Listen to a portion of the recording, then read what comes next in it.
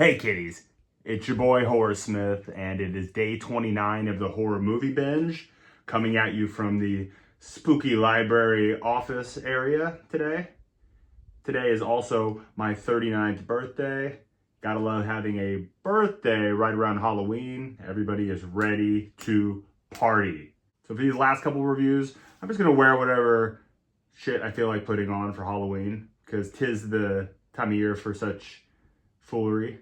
Today's movie is not Jason, not Friday the 13th, but rather I Know What You Did Last Summer. Not the original, not the sequel, not the TV show, but I'm going to go ahead and say a reboot, remake, technically the third movie with the exact same name. So they like to keep it confusing for us. They're obviously trying to kind of do what Scream did to bringing in a new audience.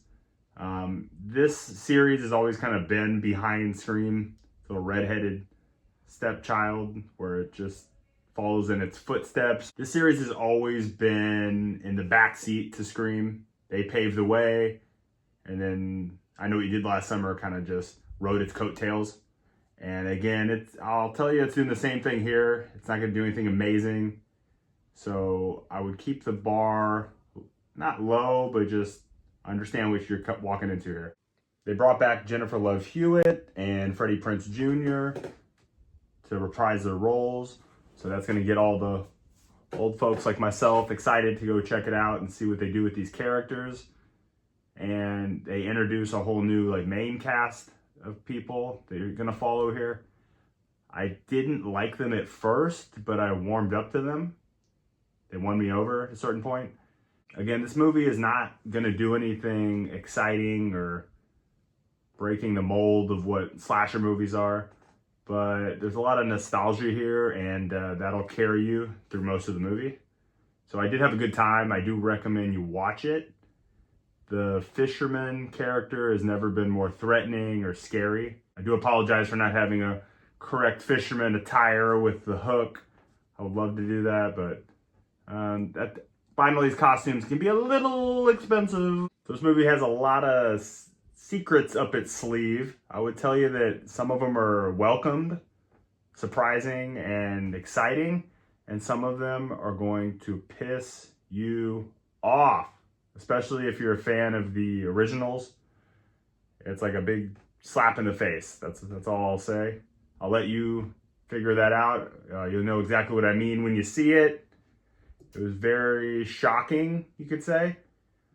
I was enjoying this movie quite a bit until that reveal, and I just couldn't believe it. I don't know who okayed that or why they did it, but they did, and here we are. For me, this reveal I'm talking about was, in my opinion, so bad, it just about tanked the movie for me. I still had a good time for that initial first viewing, but I probably won't ever watch this again. I would check out the original and the sequel again before I watch this one. But if you're a fan, you gotta watch it. You gotta see what they did, and you'll be talking with your friends about it, debating what the hell they were thinking about. I guarantee it. I haven't heard of anybody being pleased or happy with what they decided to do. And right now it's streaming on Netflix. Everybody has Netflix, so go boot it up, check it out. Maybe I would say first though, watch the original first one, at least. Maybe the second one.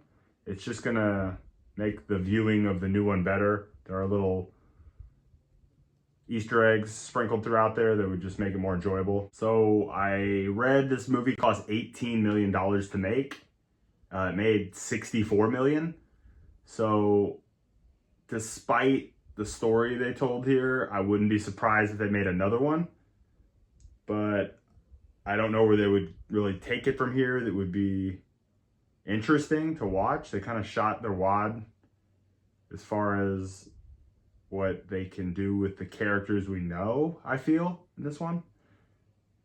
You can't have Jennifer Love Hewitt spinning around every time, showing off the goods, asking what we're waiting for, what they're waiting for. I think that's Probably the last time we'll see that happen. But it did make a lot of money. I wouldn't be shocked, but I would be shocked if they made another one and it was somehow decent. Because it seems most critics, most audience, the scores and ratings are pretty low. Most people are just disappointed, as I am. I had the bar set fairly high.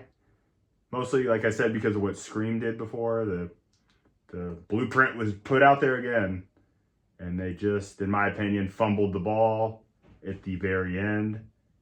And I don't think there's any coming back from that. So that's all I got to say about this one, guys. Boot up Netflix. It's free. Check it out. It's worth an initial watch.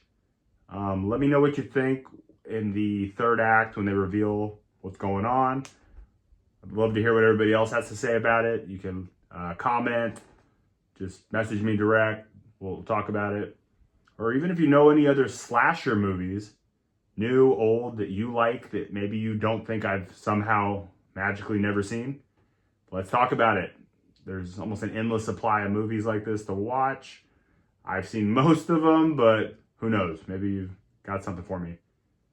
So until next time, I'll be right back.